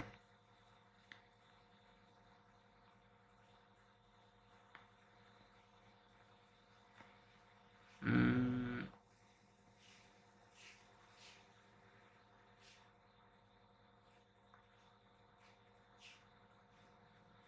हम्म, ठीक है। अब इसमें थोड़े बड़े साइज के पार्टिकल कर देते हैं फिक्स। और ये बड़े साइज के पार्टिकल कैसे बनेंगे? नहीं, ये तो सेम साइज हो गया, इसको डिलीट ही कर देते हैं, ठीक है। अब इसमें हम पार्टिकल फिर फिल कर देते हैं, इसमें तो बड़े बड़े पार्टिकल फिल करने कर देंगे, टाइम नहीं लगेगा, देखना ध्यान से। इसमें कई चीज़ों का कंपैरिजन देखेंगे और यहाँ से चीज़ें समझेंगे, ध्यान देना। बड़े पार्टिकल है, ठीक है, बड़े पार्टिकल है, उनकी हम बात करेंगे। अब इसके अंदर दोनों का वॉल्यूम क्या है? सेम है। दोनों का वॉल्यूम में हमने क्या लिया है? सेम लिया है। ये फर्स्ट वन हो गया, ये क्या हो गया? Second one. अब इसकी प्रॉपर्टीज लिखते हैं, फिर इसका रिजल्ट लिख देंगे, ठीक है? पहले प्रॉपर्टीज के बिहाफ पर प्रॉपर्टीज, एक सेकंड देना मुझे, मैं थोड़ा सा इसको प्रॉपरली अरेंज कर दूँ। हाँ, अब ठीक है। अब देखना प्रॉपर्टीज, प्रॉपर्टीज क्या क्या ले लेते हैं हम। फर्स्ट वन बात करते हैं, साइज ऑफ वॉइड की बात करते हैं। Second one, volume of one void की बात कर लेंगे। फिर हम बात कर लेंगे नंबर ऑफ वॉइड्स की, फिर हम बात करेंगे नंबर ऑफ वॉइड्स की। नेक्स्ट वन बात करेंगे टोटल नंबर ऑफ वॉइड्स की बात करेंगे, फिर इसका फाइनल रिजल्ट लिखेंगे, ठीक है? एक हमने एक टाइप की सॉइल मान ली, जिसमें ये वाली है इसको तो हमने मान लिया फाइन ग्रेन्ड, मान लिया। एक को हमने मान लिया कोर्स ग्रेन्ड है, जिसमें बड़े पार्टिकल ले लिए उसको कोर्स मान लिया, जिसमें छोटे पार्टिकल ले लिए उसको फाइन मान लिया। तो समझना अब इस चीज को, ठीक है। ये प्रॉपर्टीज का है, तो यहाँ से आपका फर्स्ट ये आपको यहाँ लिखना है, सेकंड ये हो गया, इसको एक टेबल की फॉर्म में बना रहा हूँ मैं इसको कम्प्लीटली, थर्ड वन और ये फोर्थ वन, ठीक है। चलो हाँ,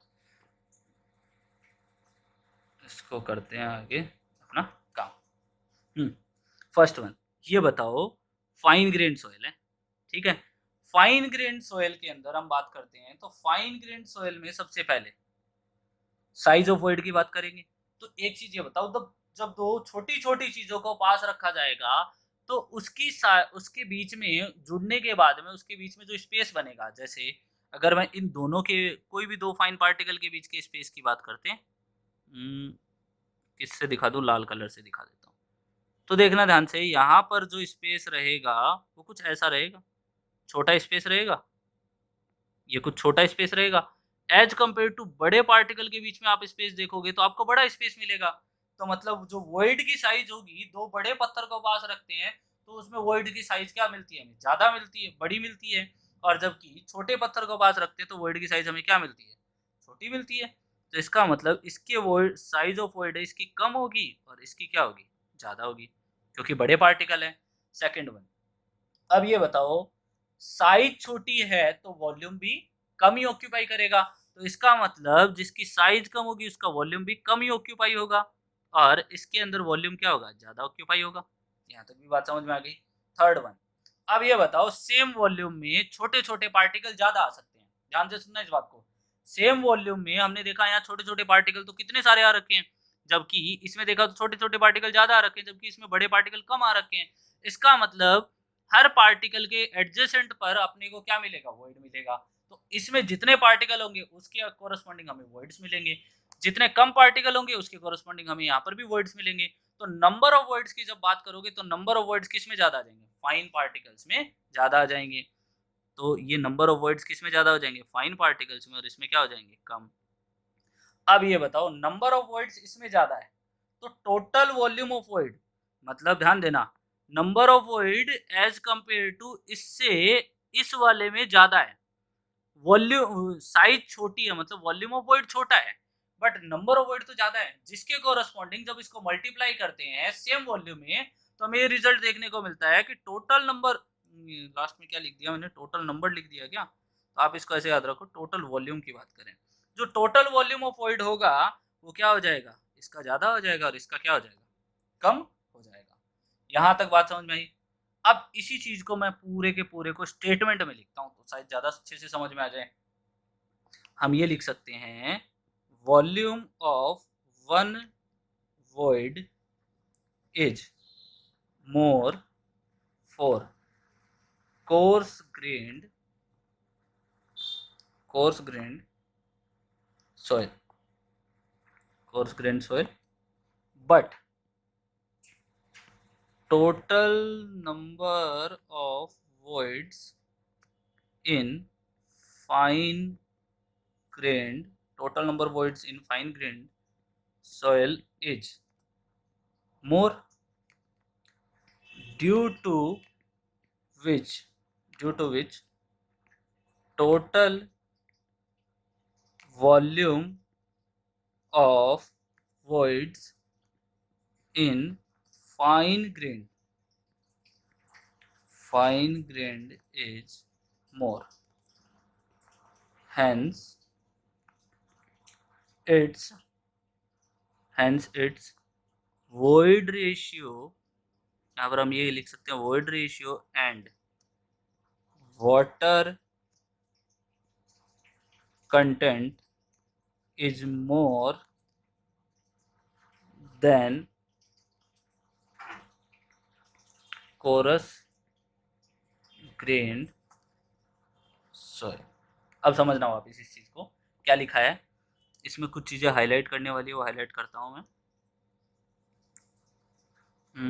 ऑप्टिसिटी बढ़ा देते हैं। चलो देखना ध्यान से क्या लिखा है, volume of one void is more for a coarse grain soil. हमने क्या बोला, volume of one void coarse grain soil के लिए ज्यादा होता है। देखो कोरस ग्रेन सॉइल के लिए हमने क्या बताया, वन वॉइड की वैल्यू क्या बताई है, वन वॉइड की साइज है या वॉल्यूम है वो हमने क्या बताया, कोरस ग्रेन के लिए ज्यादा बताया। फिर हमने क्या बोला, total number of voids in fine grain soil is मोर। फिर हमने क्या लिखा था यहाँ पर, रिजल्ट निकाला था कि टोटल नंबर ऑफ वॉइड्स, क्योंकि उसमें पार्टिकल्स ज्यादा हैं, पार्टिकल्स ज्यादा होंगे तो नंबर ऑफ वॉइड्स भी क्या होंगे, ज्यादा होंगे। तो टोटल नंबर ऑफ वॉइड्स किसमें, फाइन ग्रेन सॉइल में ज्यादा है। हेंस इसके कारण से टोटल नंबर ऑफ वॉइड ज्यादा होने के कारण से इसका टोटल वॉल्यूम ऑफ वॉइड भी क्या हो जाएंगे, ज्यादा हो जाएगा। इसी के कारण से क्या होता है, इसका ये लाइन याद रखती है, hence its void ratio and water content is more than coarse grain soil. इसका कोरस ग्रेन सोइल के कंपैरिजन में क्या होता है, ज्यादा होता है। आपको ये लाइन याद रखनी है ध्यान से, कि आपको पूछ ले फाइन ग्रेन सोइल, मतलब आपको दे देगा आगे जाके हम फाइन और कोरस का भी डिवीजन करेंगे, तो आपको ध्यान रखना फाइन में कौन सी सोइल आती है, कोरस में कौन सी सोइल आती है। आपको ये पूछ लेगा किसका वाटर कंटेंट ज्यादा होता है या किसका वॉइड रेशियो ज्यादा होता है, ये अक्सर जेईई में क्वेश्चन पूछा जाता है। आई होप यहाँ तक बात समझ में आ गई हो, क्लियर है। अब देखना ध्यान से, इसके बाद में अभी ये इसको थोड़ा सा और भी खींचेंगे, देखते हैं इसके बाद देखना। इसमें आगे हम एक चीज और नोट मेंशन करते हैं, नोट 4। ये तो जनरलाइज हो गए। अब कुछ एग्जाम पॉइंट ऑफ व्यू से भी आगे के नोट और देखते हैं। हाँ चलो लिखते हैं। अगर हमने जैसे हमारे पास आजकल हम जेई लेवल पे, एई लेवल पर हमें क्वेश्चन देखने को मिल रहा है, कोई भी दो सैंपल दे दिए और दो सैंपल में मिक्स कर देता है, मतलब दोनों को मिक्स करने के बाद तीसरे का कोई रिजल्ट पूछ लेता है या पहले या दूसरे का कोई रिजल्ट पूछ लेता है, तो उसको थोड़ा सा देखो किस तरीके से करते हैं। जैसे मान लो when two or more soil samples are mixed with each other, are mixed with each other, the resultant sample would have same amount, क्या क्या मिलेगा सेम अमाउंट में, वेट और volume of solid in it. मेरे कहने का मतलब समझना, क्या कह रहा हूं कि जब दो या दो से ज्यादा सैंपल हमने मिक्स करने के बाद में हमने एक नया सैंपल बनाया, रिजल्टेंट सैंपल बनाया, तो उसमें जो सॉलिड होगा उसकी क्वांटिटी में कोई चेंजेस नहीं आएगा। मतलब सॉलिड की क्वांटिटी की अगर हम बात करें तो वेट और वॉल्यूम के रेस्पेक्ट में बात करें, बाकी वाटर की क्वांटिटी में भी चेंज आ सकता है, एयर की क्वांटिटी में भी चेंज आ सकता है, वो डिपेंड करता है कंडीशंस पर। अभी मैंने इसमें स्टेटमेंट ये दिया है कि ओनली जो वेट और वॉल्यूम ऑफ सॉलिड है वो चेंज नहीं होगा। उसको हम थोड़ा सा डायग्राम से भी समझ लेते हैं। तो देखो ये मान लो, अच्छा ये तो ऐसी तो कोई सोयल ही नहीं होती, चमकदार तो नहीं होती ना, ले लो सॉइल, सॉइल का कलर ले लेते हैं, कुछ ऐसी सी तो होती है। ये एक टाइप की सॉइल हो गई, इसमें एक दूसरे टाइप की सॉइल और ऐड हो गई, इससे एक रिजल्टेंट सॉइल बन रही है, ये लो रिजल्टेंट सॉइल बन रही है। इसको ए टाइप की सॉइल बोल दी, इसको बी टाइप की सॉइल बोल दी।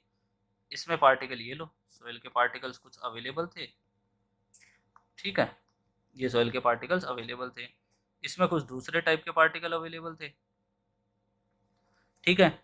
इसमें कुछ पार्ट दोनों को मिक्स कर दिया, मिक्स करने के बाद हमें कुछ दोनों टाइप की सॉइल मिलेगी, ये मान लेते हैं, ये लो दोनों टाइप की सॉइल मिल गई, इसको सी टाइप की सॉइल बोल दिया गया। तो हम क्या बोल सकते हैं, तो देखना ध्यान से, हमने क्या स्टेटमेंट लिखा उसी को लिख रहे हैं, volume of solid of A, इसको volume of solid of B, और हम ऐसा लिख सकते हैं volume of solid of C is equals to volume of solid of A plus volume of solid of B, लिख सकते हैं।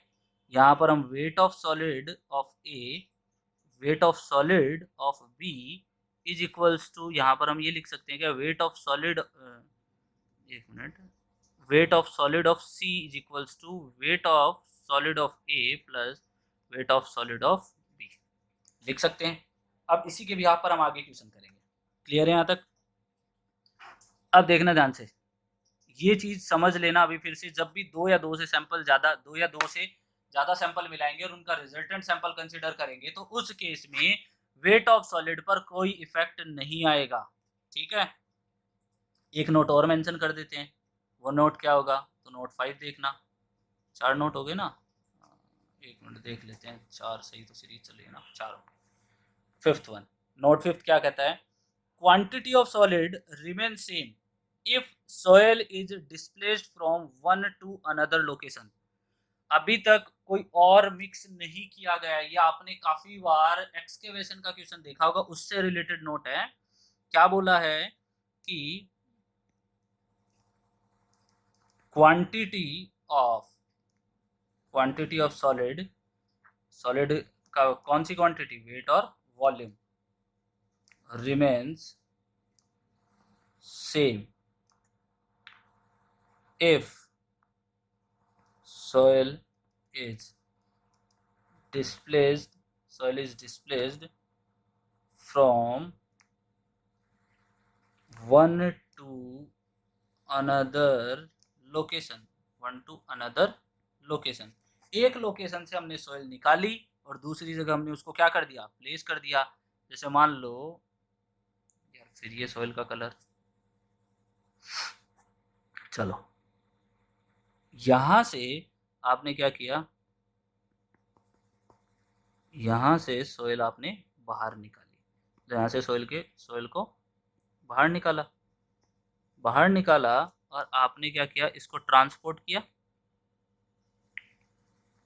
ट्रांसपोर्टेड, ठीक है। यहां पर आपने सॉइल को उसका एम्बैकमेंट बना दिया। एक सेकंड, ये बना नहीं है परफेक्ट, ट्रेपेजोइडल नहीं बना देते हैं।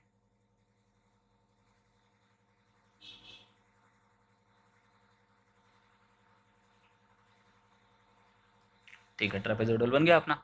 अब इसमें क्या हो गया, इसमें सॉइल को फिल कर दिया, इसमें कंप्लीटली सॉइल को फिल कर दिया। यहाँ पर आपने यहाँ से सॉइल निकाली इस जगह से, और आपने इस सॉइल को क्या कर दिया, यहाँ भेज दिया। तो आपके पास जो वॉल्यूम होगा यहाँ पर सॉलिड का, वॉइड की बात नहीं कर रहे हैं, वॉल्यूम ऑफ सॉलिड ऑफ ए और weight of solid of A है, जितना यहाँ होगा उतना दूसरी लोकेशन पर, मतलब यहाँ पर जब आप भेज दोगे तो इस लोकेशन को नाम दे रहे हैं volume of solid of B is equal, ये volume of solid of A है, volume of solid of B के बराबर होगा, और weight of solid of A है, वो weight of solid of B के बराबर होगा। ये चीज आपको याद रखनी है, ठीक है। यहाँ पर वॉइड रेशियो और वाटर कंटेंट से रिगार्डिंग जितना भी टॉपिक था वो कंप्लीट हो चुका है। अब इसमें देखो, हम यहाँ पर पोरोसिटी स्टार्ट करेंगे, थर्ड टर्म स्टार्ट करने से पहले हम यहाँ पर एक दो क्वेश्चन कर लेते हैं इंपॉर्टेंट।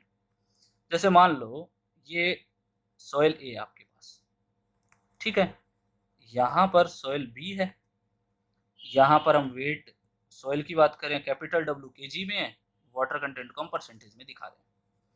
इसका वेट मान लिया 3 kg, इसका मान लिया 2 kg, और इसका मान लिया 20 वाटर कंटेंट, इसका मान लिया 10% वाटर कंटेंट, ठीक है। तो अब इन दोनों को मिक्स करके हमें तीसरे टाइप की सॉइल बनानी है। तो हम यहाँ पर क्वेश्चन क्या लिख देते हैं, find the water content of soil C formed by mixing of soil A and soil B। soil A और B को मिक्स करने के बाद हमें soil मिली है। अब देखो, बहुत इजी क्वेश्चन है और पूछा जाता है, तो इसका आंसर देखो, इसका आंसर क्या है। अब हमने क्या बात की थी कि वेट नहीं बदलता है सॉलिड का, वेट नहीं बदलता, वॉल्यूम नहीं बदलता। हमें वाटर कंटेंट दिया है, तो दैट मीन्स हमें ये याद रखना है वाटर कंटेंट किससे रिलेटेड है, वेट से रिलेटेड है। अगर यहाँ वॉइड रेशियो दिया होता तो वॉइड रेशियो किससे रिलेटेड होता, वॉल्यूम से। सॉरी, यहाँ पर वेट ऑफ हम लिख देते हैं solid of, weight of solid को हम WD से दिखाते हैं, weight of solid of C is equals to, हम ऐसा लिख सकते हैं क्या, weight of solid of A plus weight of solid of B, ऐसा लिख सकते हैं। अब हमने एक रिलेशन पढ़ा था वेट ऑफ सॉलिड का, weight of solid is equals to, हमने देखा था total weight divide by 1 plus water content, एक रिलेशन आया था 1 प्लस वाटर कंटेंट। तो ऐसी रिलेशन को हम यहाँ पर काम में ले लेंगे। तो हम क्या लिख सकते हैं, यहाँ पर हम लिख सकते हैं total weight of soil divide by 1 plus water content of C is equals to total weight of A divide by 1 plus water content of A plus water total weight of B divide by 1 plus water content of B. अब value रख दो, value रखोगे तो यहाँ पर तो देखो total weight कितना हो जाएगा, इन दोनों को ऐड करोगे तो आपके पास कितना आ जाएगा 3 प्लस 2 इसका वेट आ जाएगा टोटल, डिवाइड बाई आपको वाटर कंटेंट नहीं पता तो वाटर कंटेंट निकल जाएगा, इक्वल्स टू फर्स्ट का ए का वेट कितना है 3 divide by 1 plus water content कितना है, यहाँ पर वाटर कंटेंट 20% है तो इसको हम डेसिमल में लिखेंगे 0.20 प्लस यहाँ पर हम क्या लिखेंगे 2, इसका बी का वेट कितना है 2, सॉइल का 1 प्लस वाटर कंटेंट को हम क्या लिख देंगे 0.1 और यहाँ से जब इसका सॉल्यूशन करोगे तो आपके पास वाटर कंटेंट की वैल्यू आ जाएगी, वाटर कंटेंट ऑफ सी आ जाएगा 15.78%। जब आप इसका सॉल्यूशन करोगे तो आपके पास वाटर कंटेंट कितना आ जाएगा, वाटर कंटेंट ऑफ सी 15.78%। समझ में आया? क्वेश्चन क्या था, क्वेश्चन ये दिया था सॉइल ए और सॉइल बी में टोटल वेट ऑफ सॉइल दिया था, वेट ऑफ सॉइल दिया था, वाटर कंटेंट दिया था, इन दोनों को मिक्स करके टाइप सी सॉइल बनानी थी। तो हमें ये पता है कि जब भी वाटर कंटेंट देगा तो हमें वेट की प्रॉपर्टी लगानी है और जब वॉइड रेशियो देगा तो हमें किसकी प्रॉपर्टी लगानी है, वॉल्यूम की। तो यहाँ पर वाटर कंटेंट दिया था तो हमने वेट की प्रॉपर्टी लगा दी, अप्लीकेबल करके हमें ये पता था ये रिलेशन हमें पता था कि ये इंपॉर्टेंट है तो हमने इंपॉर्टेंट इस पे टिक भी लगाया था, तो इस रिलेशन के बिहाफ पर हमने इसका सॉल्यूशन कर दिया। चलते हैं आगे, एक क्वेश्चन और करते हैं, वॉइड रेशियो बेस कर लेते हैं, एक समझ में आ गया दूसरा और कर लेते हैं। Next one question second, soil, इस बार पूरा नहीं लिख रहा हूँ मैं, सॉइल ए और सॉइल बी को मिलाना है आपको, ठीक है। यहाँ आपको वॉल्यूम 1 में मीटर क्यूब में दिया हुआ है, नेक्स्ट वन आपको यहाँ पर वॉइड रेशियो दिया हुआ है। तो सॉइल ए में आपको वापस वही मान लेते हैं, सॉइल ए में कितना माना था अपन ने 3 किलो माना था, ऊपर कितना माना था 3 kg माना था, और यहाँ पर कितना माना, यहाँ वॉइड रेशियो मान लेते हैं 1 और यहाँ पर कितना मान लेते हैं 2 और इसके कोरस्पॉन्डिंग वॉइड रेशियो कितना मान लेते हैं 2 मान लेते हैं, ठीक है। सॉइल सी की बात करते हैं, इन दोनों को मिला के सॉइल सी बनाई जिसका वॉल्यूम है, टोटल वॉल्यूम क्या दे दिया आपने को 3 मीटर क्यूब, टोटल वॉल्यूम कितना दे दिया 3 मीटर क्यूब, ठीक है। तो 3 मीटर क्यूब है यहाँ पर, अगले में यहाँ पर आपको पूछ लिया कि इसका वॉइड रेशियो क्या होगा, तो देखो ध्यान से, चलो सॉल्यूशन निकालते हैं। वॉइड रेशियो की बात कर रहा है तो यहाँ पर आपको वॉल्यूम की बात करनी है, तो volume of solid of C is equals to volume of solid of A plus volume of solid of B, ठीक है। हमें ये पता है वॉल्यूम ऑफ सॉलिड का भी हमने एक फॉर्मूला निकाला था वॉइड रेशियो में, याद नहीं है तो मैं आपको एक बार दिखा देता हूँ, वो क्या निकाला था, ये आएगा आपके पास total volume divide by 1 plus E करके आएगा हमारे पास फॉर्मूला, यहाँ पर हमने कहीं निकाला तो था, हाँ, वॉल्यूम ऑफ सॉलिड का total volume divide by 1 plus E करके हमारे पास फॉर्मूला था, इसी को हमें अप्लाई करना है। चलो चलते हैं, यहाँ पर लिखते हैं total volume of C divide by 1 plus E C is equals to volume of A divide by 1 plus E A और volume of B divide by 1 plus E B. तो यहाँ पर वॉल्यूम ऑफ सी की वैल्यू कितनी है, volume of सी दे रखा है हमें 3 डिवाइड बाई 1 प्लस ई सी तो निकालना है आपको, वॉल्यूम ऑफ ए कितना दे रखा है 3 दे रखा है, divide by 1 plus void ratio की वैल्यू कितनी दे रखी है 1, और यहाँ पर वॉल्यूम ऑफ बी कितना दे रखा है अपने को यहाँ पर 2, और वॉइड रेशियो की वैल्यू कितनी दे रखी है 1 प्लस 2। तो यहाँ से जब ई सी की वैल्यू निकालते हो तो आपके पास आंसर आ जाता है 0.384, नया वॉइड रेशियो आ गया, ठीक है। अब देखो ध्यान से, यहाँ पर एक चीज मुझे ये बताओ, अभी हमने इसमें बात की तो एक क्वेश्चन मेरा है यहाँ से कि यहाँ पर तो हमने वॉल्यूम सॉइल का चेंज कर दिया, जबकि यहाँ पर हमें वेट नहीं गिवन था, हमने वेट को क्या ले लिया, देखो ध्यान से, मैं यहाँ रेड पेन से मार्क कर रहा हूँ इसको, वेट को हमने क्या ले लिया 3+2 करके ले लिया। तो इस चीज़ को याद रखना, एक चीज़ और समझा देता हूँ कि जब भी कभी सॉइल में बात करोगे तो सॉइल के अंदर जब भी आप दो सॉइल को मिक्स करते हो तो उसका वॉल्यूम चेंज हो सकता है। वॉल्यूम चेंज कैसे चेंज हो सकता है, वॉल्यूम चेंज हो सकता है उसमें से एयर एक्सपेल आउट कर गई हो, एयर एक्सपेल आउट कर गई हो, एक्सटर्नल एयर ऐड हो गई हो, इस वजह से वॉल्यूम चेंज हो सकता है जब तक कि उसमें ये नहीं कहा गया हो कि वाटर एक्सपेल आउट हुआ है या वाटर ऐड किया गया है, तब तक उसमें मतलब उसमें वॉल्यूम चेंज की रीजन है हम एयर से कंसिडर तब तक करेंगे जब तक कि हमें वाटर के बारे में कोई इन्फॉर्मेशन नहीं दी गई हो। अब यहाँ पर उसने ये नहीं कहा था कि वाटर एक्सपेल आउट हुआ है, तो इस केस में हमने क्या मान लिया कि जितना टोटल वेट था सोइल का, एयर का तो कोई वेट होता ही नहीं, वेट किसका होता है, सॉलिड प्लस वाटर का। इसीलिए सॉलिड प्लस वाटर का जो वेट होता है, सॉलिड प्लस वाटर का जो वेट होता है, उसी को हमने डायरेक्टली ऐड करके टोटल वेट ले लिया। तो यहाँ पर इसीलिए वेट चेंज नहीं हुआ, बट अगले क्वेश्चन में मैंने वॉल्यूम नया दिया है आपको, क्लियर है। तो वॉल्यूम चेंज हो सकता है बट वेट चेंज तब तक नहीं होगा जब तक कि वाटर ऐड नहीं हो या वाटर एक्सपेल आउट नहीं हो। तो यहाँ पर हमने बेसिकली दो प्रॉपर्टीज की बात कर ली है, that is water content and void ratio. मिलते हैं नेक्स्ट लेक्चर में पोरोसिटी के साथ। Thank you.